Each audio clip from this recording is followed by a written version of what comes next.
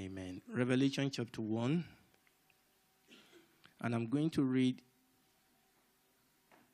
a few verses. Verse 4 first. John to the 7 churches that are in Asia. Grace to you and peace from him who is, who was, and who is to come, and from the 7 spirits who are before his throne. Verse 9. I, John, your brother and fellow partakers in the tribulation and kingdom and perseverance which were in Jesus, was on the island called Patmos because of the word of God and the testimony of Jesus.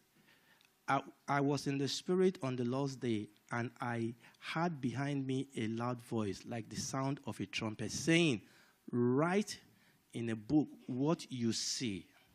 Okay, so the Bible says that this letter, so what we want to do is we want to do an exposition on Revelation chapter 1 to 3. Next slide, please. And what we want to look at is to look at these 7 letters that the Lord Jesus wrote to 7 churches in the area of Asia. But what we want to do today, God helping us, is we are talking about revival. We want to talk about a call to repentance.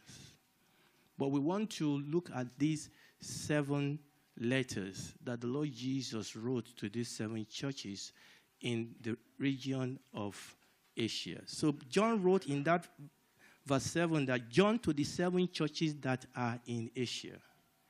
And we know that this letter was written by Jesus. Okay, it was a letter that was written by Jesus. John and whoever John sent were only the post office. So this letter originated directly with Jesus. And verse 11 saying, verse 11 again, saying, write in a book what you see and send it to the 7 churches, Ephesus, Smyrna, Pergamon, Thyatira, Sardis, Philadelphia, and Laodicea. Next slide, please. Okay, just clip all those things, bring them all out for me so that I can go quickly. Okay, thank you. Now, the reason why I'm going to talk about this is because I want to talk about repentance. Before we go, I need to clear some ground first, because oftentimes, once you mention repentance, the first thing that came to the mind of most people is that we want to preach salvation message. Why do you want to preach repentance to believers? Okay? But the first thing I want you to see there is I want you to see the predominance. Thank God that we can repent. Is someone listening to me? Thank God that God has given us the opportunity to repent.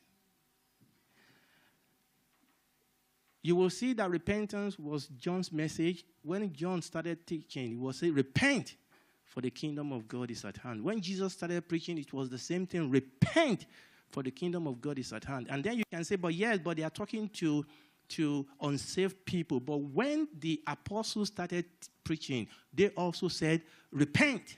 In fact, the Lord Jesus said repentance must be preached through his name. Well, we can say, yes, I mean, they are probably talking to people that needs to be saved. Fair enough. But when you go to the epistles, now I don't have time to go into all this, but when you go to the epistles, you will see that their message is also repentance. But where I really want to stand and sit down with is the book of Revelation. Now, these 7 letters, remember, it was written to who? To the churches. Is someone listening to me? John to the 7 churches. Now, we're going to talk about those churches. So this book, these 7 letters were not written to unbelievers. It could have been written to the church in Nottingham. It could have been written to the church in Loughborough. It could have been written to the church in London. So these letters were written to churches. Do you know that out of those 7 letters, 5 of them, the Lord Jesus said, repent. These were not unbelievers. You know the common verse, and I know you know this, but let me go over that again. You know the common verse we always quote, I stand at the door and I knock. Do you know that was not written to unbelievers? It was written to believers. I want to say again, thank God that we can repent. You know, there are some people that when you make a mistake, they hold it over your head forever. If you're a woman here or you're a man here, and your spouse have done something and they have repented, let it go. Please. That's what forgiveness is. Forgiveness means to let it go. Don't bring it up every time they do something else. Please. Let it go. Repentance, when somebody repents, you forgive. Forgiveness is to say bye-bye. Do you know the reason why we don't forgive people? Because unforgiveness gives us a sense of having something to hold against them. The Bible says that if I don't forgive others, God will not forgive me. But there is another part to that. You cannot be forgiven if you have not truly repented. There are some people that want to be forgiven. They've slapped you. They've not repented. And they just want you to sweep it under the carpet, but your cheek is still burning. So yes, if there's a true repentance, there must be forgiveness. But there is no forgiveness without repentance. So these letters were written to the 7 churches, and 5 of them, Jesus said, repent, repent, repent. So number 1, these letters were written to the churches. Number 2, this was Jesus preaching. You know, I was wondering if this letter was written by Pope or by one of the archbishops, whether they will never mention the word repent. Maybe all they will say is that, you know, you are not perfect, but you know you are not bad. Just keep moving. Somebody will say, you know, I know I'm not perfect, but I'm not the worst. That is not Bible. Who are you comparing yourself with? The Bible says when we compare ourselves to ourselves, we are not wise. Don't compare yourself with me. Don't compare your husband with anybody else. Don't compare your wife with anybody else. Jesus is the standard. God forbid, if our senior pastor fall, God forbid, that should not shake your faith. Because your faith is not in him. He will not fall, obviously.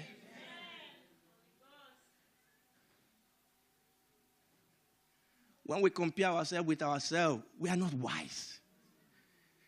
We can only compare. You know, somebody said, you know, I like the way Pastor Fenojo preaches. You don't know the standard God is judging me by. Maybe after all this, God will give me a failure, God forbid. And God say, you know what? People may have clapped for you, but that is not what I told you to do. Maybe I watered it down. Maybe I'm afraid of your face. I'm not. You know why I'm not afraid of your face? My glasses is not there. So actually, all your face are just blurred. So if you frown, yeah, this is my glasses. I can't see your face, so it doesn't matter. I can only see Wu's face. Amen. Actually, it's true. Your face is just like blur, so that's fine. Amen to Jesus. Is someone listening to me?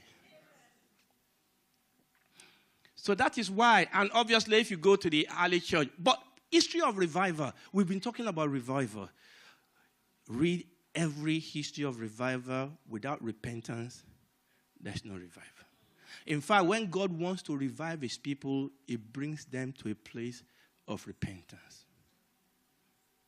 That means we need to have another understanding of what repentance is. Oftentimes when we talk about repentance, we only think about repentance with respect to the unsaved, which is true. But that applies to us. When you read revival, you will see that without repentance, there is no revival. You see, repentance is necessary for revival because of why we need the revival in the first place. There's something that brought us. So in the first service, we were asking ourselves a question. How did we get here? How did we get here? Something went wrong. That's what we were asking in the morning. How did we get here? How did the church get to a point where, and I'm talking about the church generally, how did we get to a point where we're so powerless? Remember, I'm talking about the church generally. How do we get to the point where we compromise? How did we get here? And the problem is that why are we so comfortable? Why are we so comfortable here? Why are we so comfortable here? You know, one of the things I wanted to say in the morning, and I never said it, was the ass head. You know, the son of the prophet, they spoke to Elijah and said, Elisha. Was it Elijah or Elisha? I always got all this shine job. It's Elijah Shah, one of them. So they said, where we are is too small for us. Follow us. Let's go and cut down and build a bigger place. He said, okay, let's go. As they were cutting tree, the Bible says the ass head fell off. And they cried and said, alas, master, it was borrowed. You know, most people, even though the ass head has fallen, they just keep using the wood. How can you cut a wood with a wood? Listen to me. We are all wood. You understand what I'm saying? Yes. Without the anointing of God and the help of God, we can cut nothing. My screaming, my jumping is only a wood. There are situations where the ass head has fallen. And people are still banging things. We are expending energy. Ecclesiastes 10 says that sometimes the ass head is still there, but it is dull. It is dull. What we're asking ourselves in the morning is, how did we get here? And how did we come to a point of being comfortable? You know, when God wants to cause revival, it makes you uncomfortable where you are sitting. It rock the boat. It shake your nest of the church.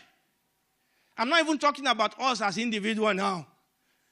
The Lord Jesus told the church in Jerusalem, he said, Jerusalem, Judea, Samaria to the end of the... And they will not go. So God kicked Saul, and Saul killed Stephen and started persecuting the church. Bang! The church moved. No, God doesn't have to teach us through pain, but if it will take pain, it will take pain. The Bible says that if my right eye causes me to sin, I better gouge it out. It is better for me to enter the kingdom of God with one eye than have two eyes and enter into hell. How did we get here? That was the question we were asking ourselves. Next slide, please. Sorry, all these things, they always go to... My phone just kept going to... Anyway. Yes. So far in the Sunday school, we have talked about what is revival. We have talked about why do we need revival. And today we talk about the focus of revival. But I want to talk about why do we need revival. This is what I'm saying. This is the reason why we need to repent. Why do we need revival? We need revival for two reasons. And we've gone through this in our Sunday school. We need revival because of the state of the nation. And we need revival because of the state of the church. Remember what I said about cutting wood? Listen to me. We are no more cutting wood. We are now cutting steel. The world in which we live now is so antichrist. Is someone listening to me? We are fighting bigger demons. The demons we're fighting now, they are international. They have technology. You don't go looking for sin now. You open your sin is there. You understand what I'm saying? Now we are not cutting wood now. We are cutting steel. The things that you cannot even mention behind the door in years past is on our TV. We are coming to a point now where if there's anything called how Christianity will not work. It won't work. We will have to be fully sold out. Whatever that means, I cannot tell you what that means for you. Whatever that will mean for you. You see, don't say because somebody is sold out and they are fully into ministry. Look, what 100% sold out means for you is different from what 100% sold out means for somebody else. God is going to call each and every one of us to a deeper level of consecration. That is why we need revival, people, because of the challenge that we face. But why else do we need revival? It's because of the state of the church. Even though our challenge is great, unfortunately, our preparation is weak. And that was why God told Elijah, when Elijah was running away from Jezebel, he slept and God woke him up and the angel fed him. He slept, woke him up again. The angel fed him. He said, the journey ahead of you is far. And the Bible says that he went in the power of the food that he ate. People of God, listen to me. When we come here, we are not here. This place is not a social gathering. Here we are preparing armies. Is someone listening to me? We are coming here to be prepared, to be equipped, to be re-energized. Listen to me. We go into the way. Many of us don't know how much the world takes out of us. And that's why we come here. We come to refuel. Yes, you can study the Bible by yourself, but there's something that happens when we come together. Is someone listening to me? You go into the world and they suck you and suck you. You fight them. Then you come midweek and you refuel. You come on Sunday and you refuel. That's why the Bible says we must not forget the assembly of ourselves together. Because when we come, iron sharpens iron. That is why it is one of the highest depths of irresponsibility for us to come to church and all we do is to entertain ourselves in the matter of the flesh. Where would that? We have enough flesh out there. When we drum, we want to be by the Spirit. When we sing, let it be a Spirit. When we preach, let it be Spirit. Dance in the Spirit. Dance. I can't say that. Praise God. Next slide, please. So why these 7 churches? Next slide. The reason why I show you this, you can see all the 7 churches over there. They are in that, if I had the point I would have used, they are over there. You need to understand, please, that area has more than 7 churches. If nothing else, Colossians is there. You see Colossae there?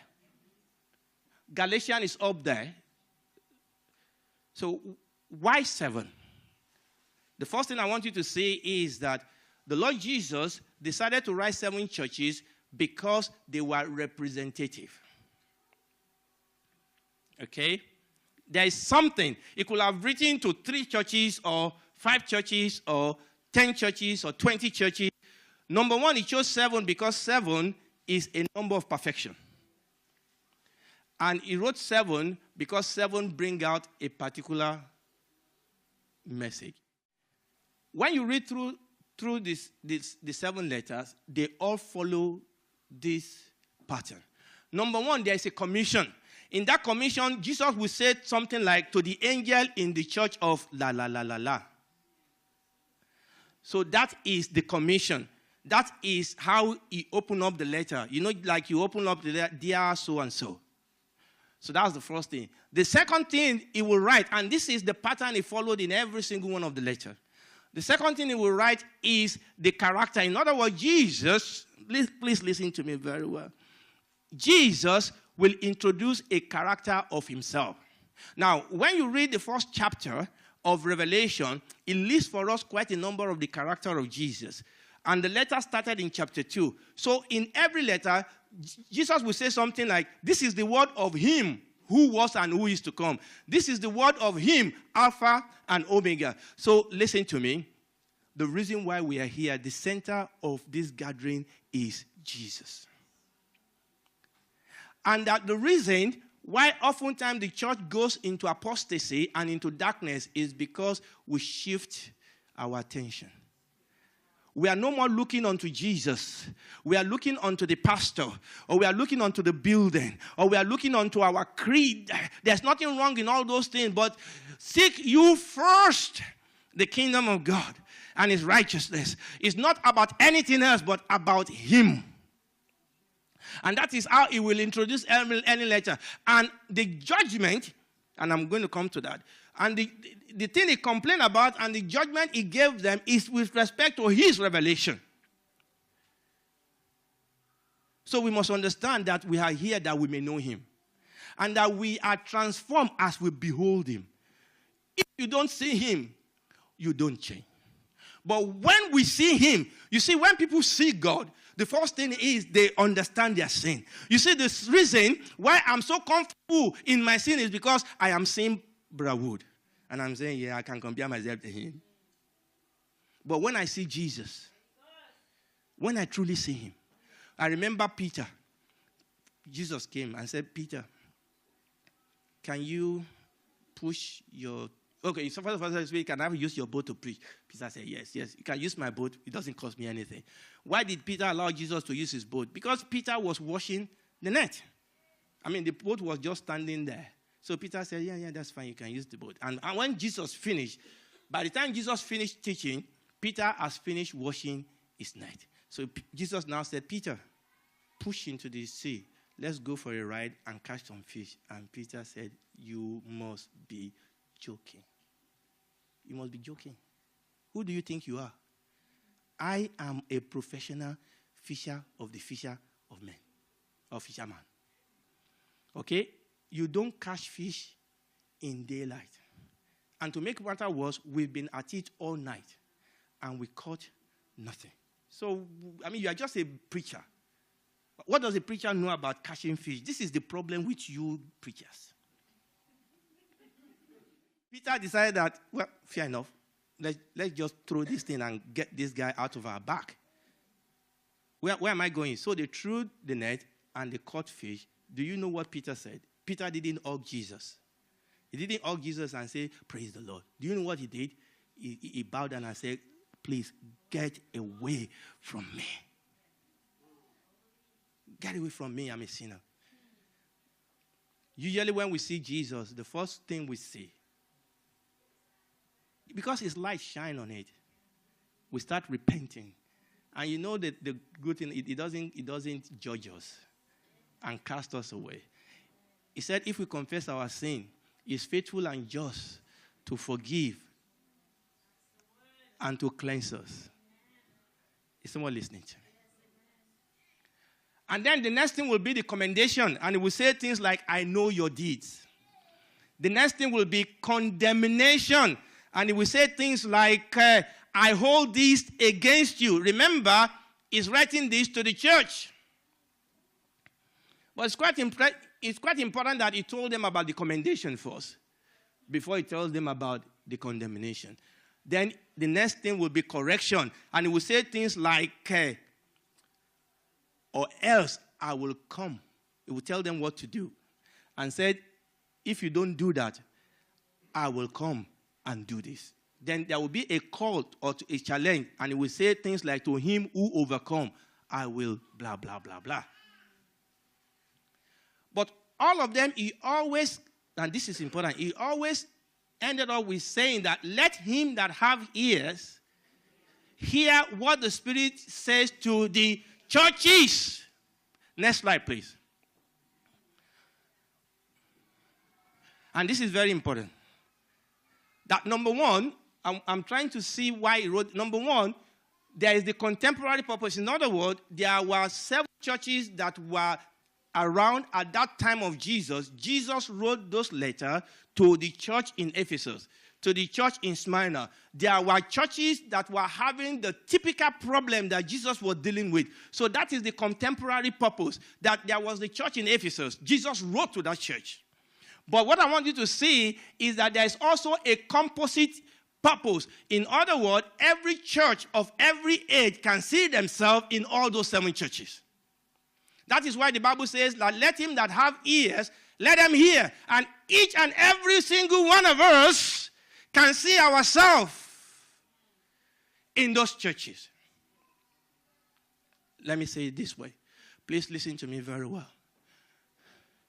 In every single church, in this assembly, there will be representation and representative of each and every single one of those churches. As you and I are here today, you are in one of those 7 churches. And this church, as an organic being, we may represent quite a number of different facets, but as a predominant picture, we will be in one of those. And the church, so all over the world, you will be, so there's a composite. What I'm saying is that each one of us can find ourselves in this picture. But also there is a chronological purpose. What I'm saying is this. Actually, when you study the way the 7 churches go one after the other, you will see that it actually represents the 7 church ages since Pentecost. So, let me go over that again. Now, when you look at it, we are in the last church, is the church of Laodicea. Okay? In other words, listen to me very well.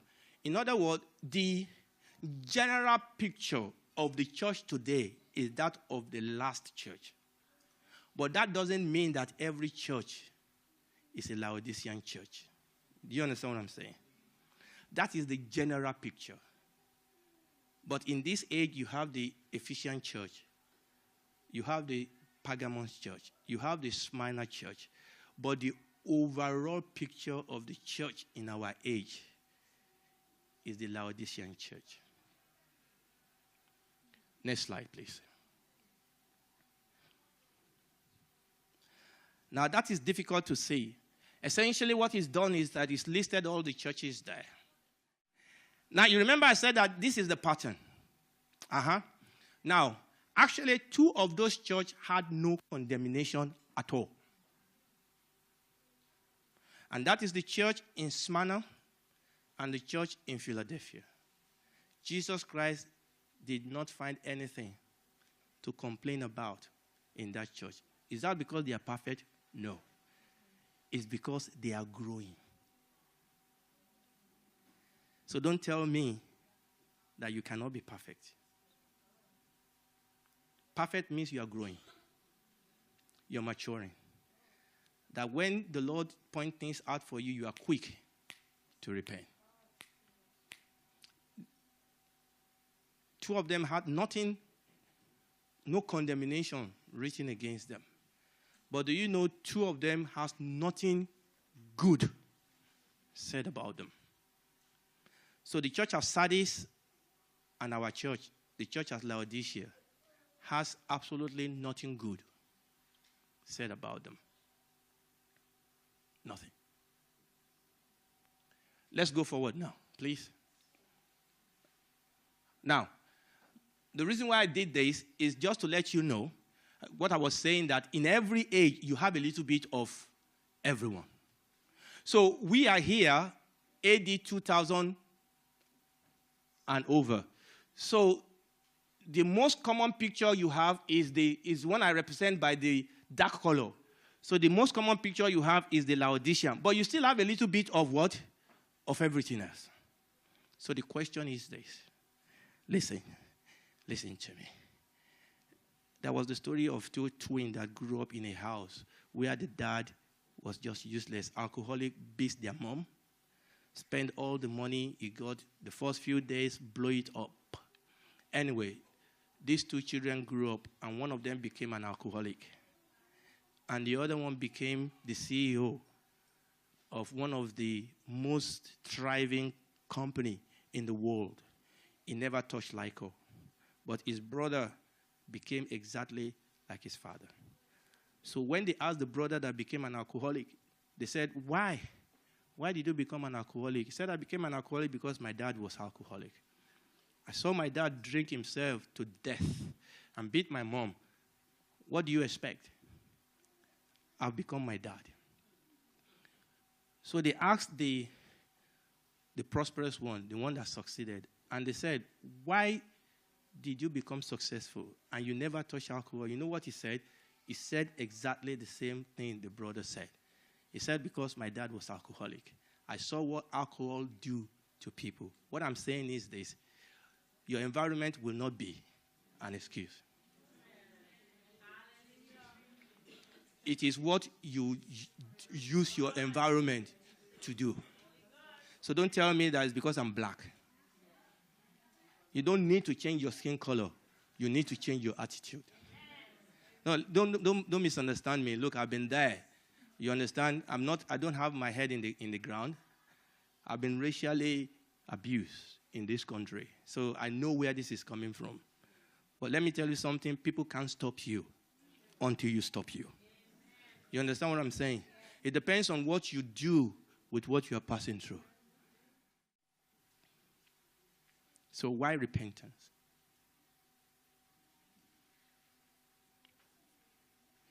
I'm going to just rush through two of the churches, and then we will pray. The church at Ephesus. The church of Ephesus is the first church he mentioned, and the church at Laodicea is the last church. I'm going to mention both of them, and then we will finish.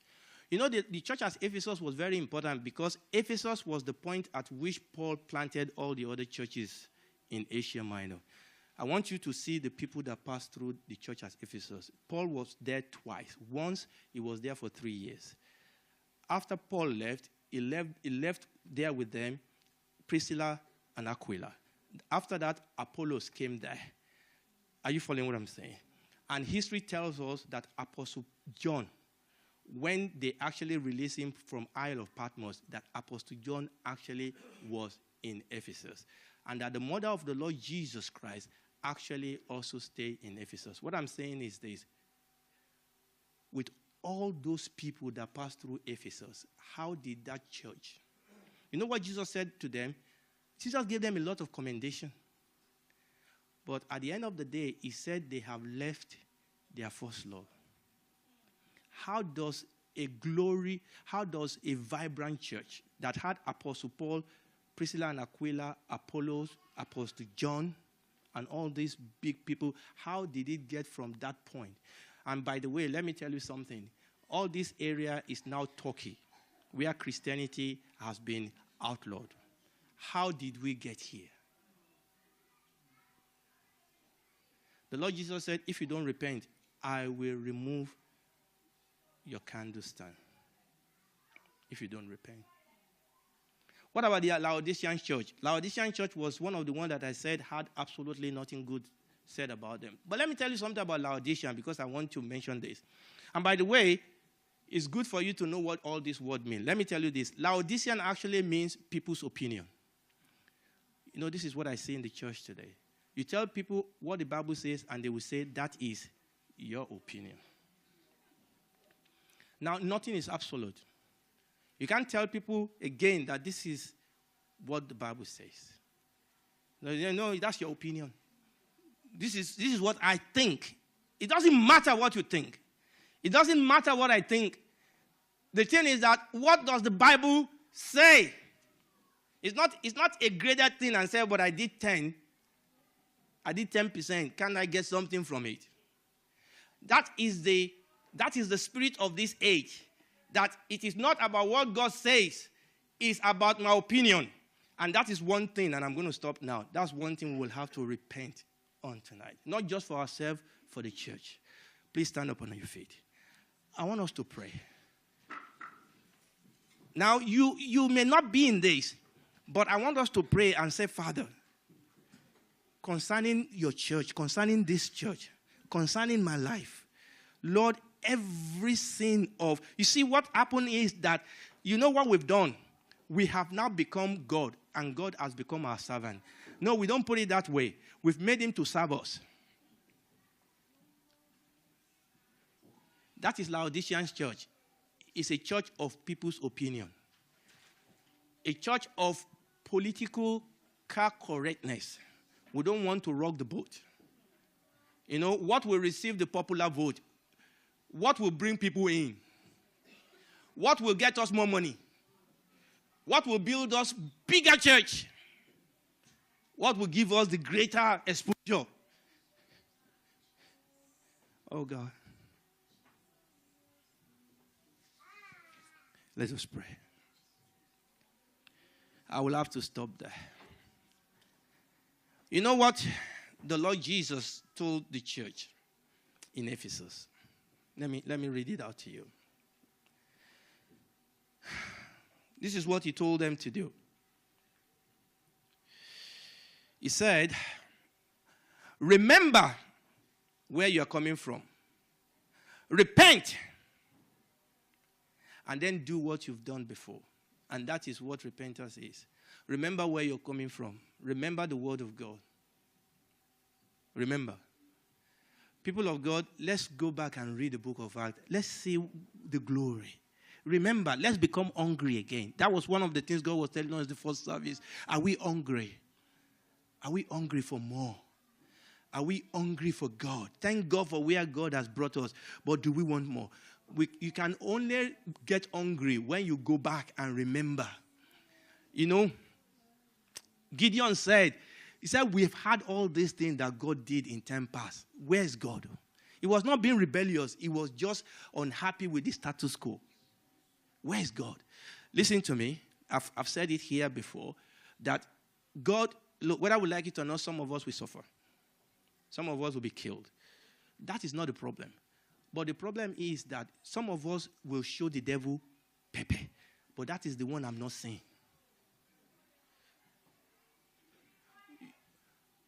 You remember the two witnesses in the book of Revelation. The Bible says finally they will be killed.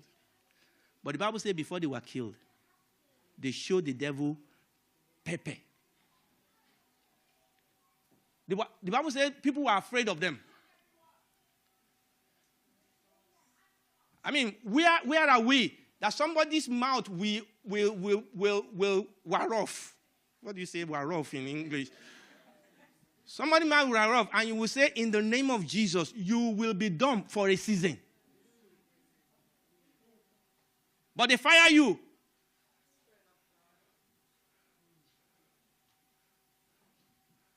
The Bible says that John Knox prayed, and the Queen of England said, I am afraid of the prayer of John Knox. Where are we? What's happened to us? God said, remember, repent, and do what you've once done before. Let's remember the first church.